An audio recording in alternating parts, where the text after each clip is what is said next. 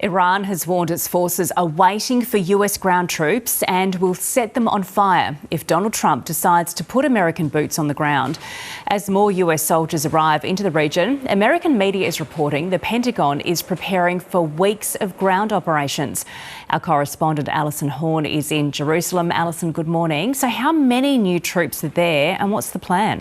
Emma, 3,500 troops arrived here into the region over the weekend. We don't know exactly where they are. The US government has confirmed, though, that those troops have arrived. And I guess we really don't know what they're here for as well. The Washington Post is reporting that the Pentagon is planning for ground operations, weeks of ground operations in Iran by US soldiers. We're told that the US President Donald Trump has not approved those operations of yet, but it really does raise the spectre of what's going to happen inside this war. All of this coming as Donald Trump repeatedly says that he is having ongoing negotiations with Iran, that he has put forward this 15-point peace plan to try and achieve a ceasefire between Iran and America and Israel. But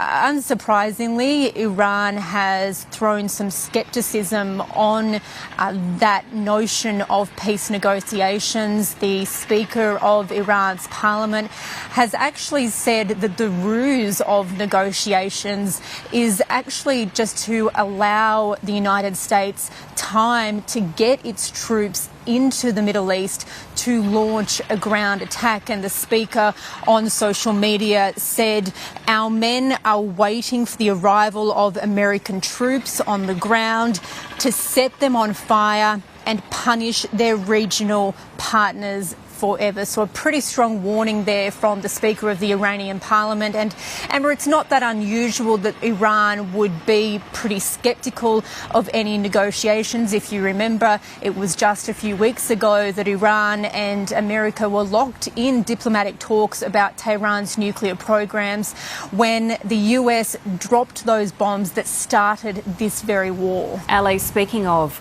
boots on the ground, Israel says it's widening its military push into southern Lebanon. What can you tell us about that? So Israeli soldiers have been operating over their northern border and into the southern parts of Lebanon for a couple of weeks now. And they have in recent days acknowledged that they want to push further. They said they want to take control of southern Lebanon from the Israeli border up to the Litani River, which is about 30 kilometres from that Israeli border. Now, we don't know exactly where troops are operating at the moment. Apart from being just across the border, they say that they have been in that border area inside Lebanon targeting Hezbollah militants and also Hezbollah infrastructure.